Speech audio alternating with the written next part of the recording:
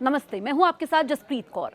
अप्रैल 2026 में एक और पाकिस्तान के army chief Asim Munir Tehran में शांति वार्ता की बात करते दिखते हैं। वहीं दूसरी ओर अमेरिका हॉर्मूज में नाकेबंदी बढ़ाता नजर आता है। इस विरोधाभास ने मुनीर की भूमिका पर सवाल खड़े कर दिए हैं। आरोप यह है कि वो मध्यस्थ बनकर ईरान से जानकारी लेकर अमेरिका तक पहुंचा रहे हैं। इस पूरे घटनाक्रम ने क्षेत्रीय कूटनीति, भरोसे और असली मंशा पर गंभीर बहस छेड़ दी है। सोचिए, एक तरफ पाकिस्तान का army chief field marshal Asim Munir Tehran में ईरानी राष्ट्रपति, विदेश मंत्री और आईआरजीसी कमांडरों के साथ गर्मजोशी से हाथ मिला रहे हैं। चेहरे पर मुस्कुराहट और सीज फायर, शांति वार्ता जैसे खूबसूरत और मधुर शब्दों की बौछार हो रही है। दूसरी ओर ठीक उसी वक्त अमेरिका ईरान को घेरने की तैयारी कर रहा है। अमेरिकी नौसेना हॉर्मूज की खाड़ी को घेर रही है, जहाजों को रोक रही है और थाड जैसी मिसाइल डिफेंस सिस्टम फिर से तैनात कर रही है। सुनने में ये किसी वॉर फिल्म का प्लॉट लग रहा है, लेकिन ये ईरान युद्ध की हकीकत है। इस पूरे ड्रामे का सेंट्रल कैरेक्टर है पाकिस्तान का वो शख्स जो खुद को मध्यस्थ बताता घूम रहा है, लेकिन काम अमेरिका की दलाली का कर रहा है। पाकिस्तान के घोषित आलाकमान आसिम मुनीर के दोगलेपन का ये असल चेहरा है, जिसे अब ईरान भी भांप चुका है। पाकिस्तान कह रहा है कि इस्लामाबाद में अमेरिका ईरान के बीच वार्ता हो रही है, लेकिन असल खेल तो मुनीर के तेहरान दौरे से शुरू हुआ है। आखिर क्यों इस्लामाबाद से आनन फानन में ईरानी डेलीगेशन को भागना पड़ता है और उनके एक नेता दावा करते हैं कि उनकी सुरक्षा को खतरा था। आखिर क्यों आसिम मुनीर के दौरे के खत्म होते ही अमेरिका फिर ईरान को घेरने लगता है? ये सब संयोग नहीं, आसिम मुनीर और अमेरिका का प्रयोग है। इस पूरे घटनाक्रम को इस तरह से देख सकते हैं कि 15 अप्रैल को मुनीर हाई लेवल डेलीगेशन के साथ तेहरान पहुंचे। उनके साथ पाकिस्तान के गृहमंत्री मोहसिन नकवी भी थे। एयरपोर्ट पर उनका स्वागत किया। राष्ट्रपति मसूद पेज़ेश्कियान से लेकर विदेश मंत्री अब्बास अराक्ची, संसद स्पीकर मोहम्मद बागेर गालिबाफ और ईरानी सेना खत्म अल अनबिया सेंट्रल हेडक्वार्टर के कमांडर से भी बैठकें हुई। इस मीटिंग में सीज फायर को बढ़ाने और शांति की नई पहल जैसी बातें हुई।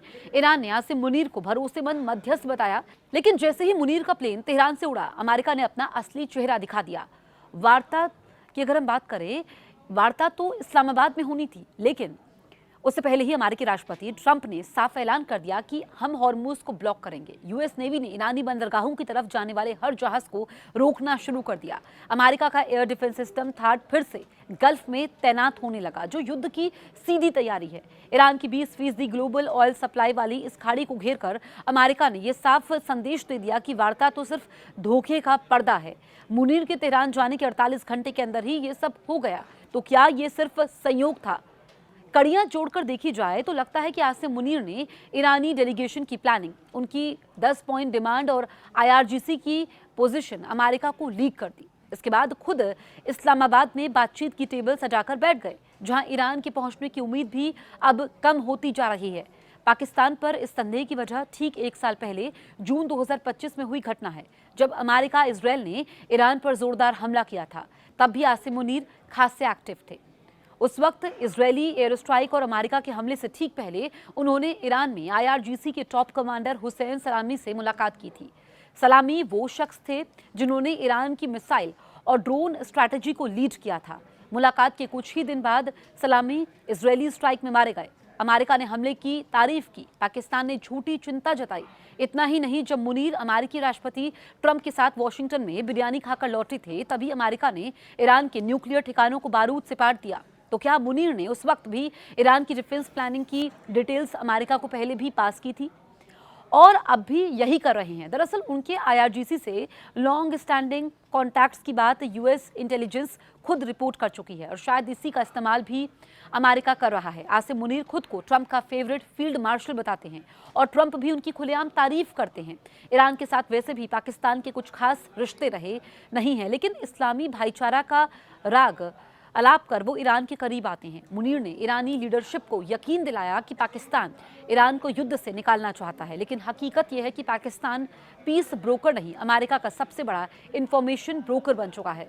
वार्ता के नाम पर ईरान को झांसा दिया जा रहा है। अप्रैल 2026 की शुरुआत में पाकिस्तान ने US Iran cease fire broker किया था। 8 अप्रैल को 2 हफ्ते का ब्रेक हुआ और उसके बाद इस्लामाबाद में वार्ता 21 घंटे की मैराथन मीटिंग हुई, लेकिन कोई डील नहीं बनी। वार्ता फेल होते ही आसिम मुनीर तेहरान दौड़ पड़े शांति का नाटक करने। इधर पीछे पीछे अमेरिका ने हॉर्मूज ब्लॉकेट का ऐलान कर दिया। अब ईरान फंस गया है। एक तरफ सीज फायर एक्सपायर होने वाला है, दूसरी तरफ हॉर्मूज बंद होने से उसकी अर्थव्यवस्था चरमरा रही है।